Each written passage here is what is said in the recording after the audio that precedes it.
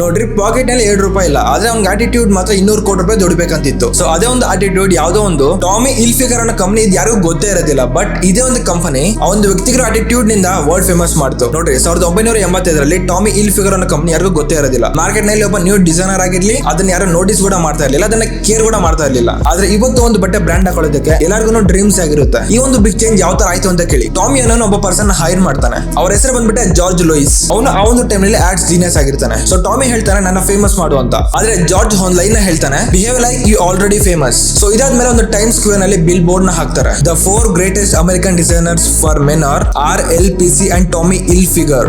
And ಇದರ ಕೆಳಗಡೆ ಒಂದು ಲೈನ್ ಇತ್ತು, ಗೆಸ್ ದ ನೇಮ್ ಅಂತ. ಅಂಡ್ ಲಾಸ್ಟ್ ನಲ್ಲಿ ಟಾಮಿ ಹಿಲ್ಫಿಗರ್ ಅನ್ನೋ ನೇಮ್ ಇರುತ್ತೆ. ಅಂಡ್ ಜನರು ಈ ತರ ಯೋಚನೆ ಮಾಡ್ತಾ ಇರ್ತಾರೆ ದೊಡ್ಡ ದೊಡ್ಡ ಬ್ರಾಂಡ್ಸ್ ಅಂದ್ಬಿಟ್ಟು. ಸೊ ಇದರಲ್ಲಿ ಮೊದಲನೇದು ಬಂದ್ಬಿಟ್ಟು Ralph Laurens, Peter England and Calvin Klein. So ಇದರ ಒಂದು ರಿಸಲ್ಟ್ಸ್ ಟಾಮಿ ಹಿಲ್ಫಿಗರ್ ನ ಸೇಲ್ಸ್ ಅನ್ನೋದು ರಾತ್ರಿ ಜಂಪ್ ಆಗುತ್ತೆ. ಸೊ ಇದಕ್ಕೆ ಹೇಳೋದು ನೋಡಿ, ಬಿಕ್ಕರ್ ಜೊತೆ ಕೂತ್ರೆ ಭಿಕ್ಷೆ ಸಿಗುತ್ತೆ, ಅದೇ ರಿಚ್ ಪೀಪಲ್ ಜೊತೆ ಇದ್ರೆ ಹೆಸರು ಸಿಗುತ್ತೆ. ಸೊ ನಿಮ್ಮ ಪ್ರಾಡಕ್ಟ್ ಚೆನ್ನಾಗಿದೆ ಅಂತ ಗೊತ್ತು, ಆದ್ರೆ ನೀವು ಅದನ್ನ ಯಾವ ತರ ಪ್ರೆಸೆಂಟ್ ಮಾಡ್ತಾ ಇದ್ರೆ ಅನ್ನೋದು ಮ್ಯಾಟರ್ ಆಗುತ್ತೆ. ಸೊ ಇದ್ರ ಬಗ್ಗೆ ನೀವೇನ್ ಹೇಳ್ತೀರಾ ತಪ್ಪದೆ ಕಮೆಂಟ್ ಮಾಡಿ. ಸೊ ಈ ತರ ಮತ್ತಷ್ಟು ಬಿಸ್ನೆಸ್ ಸ್ಟ್ರಾಟಜೀಸ್ ಮತ್ತೆ ಫೈನಾನ್ಸ್ ನಾಲೆಜ್ ಬೇಕು ಅಂತಂದ್ರೆ ಇವಾಗಲೇ ಪೇಜ್ ನ ಫಾಲೋ ಮಾಡ್ಕೊಳ್ಳಿ. ಸಿಗೋಣ ಮತ್ತೆ.